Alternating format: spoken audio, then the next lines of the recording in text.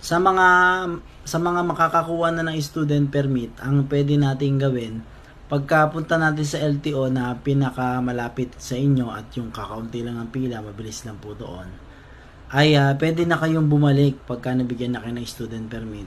Balik na kayo sa driving school.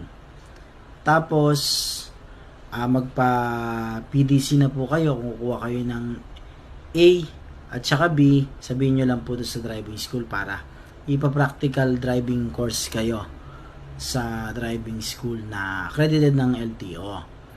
Tapos, ibibigay na sa inyo yung certificate after nyo pong makatapos ng mga session.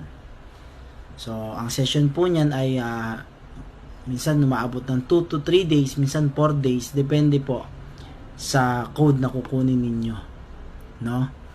At after 1 month, pwede na po kayong pumunta sa LTO, dala yung certificate ng PDC kung nakapasa kayo, at ipapaprocess nyo na po doon. So mag-ready kayo, magre-review kayo ng magkakaroon po doon ng exam at actual.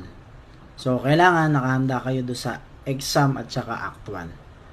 No, pag nakapasa po kayo doon, bibigyan na kayo ng non-pro nung code na kinukuha ninyo.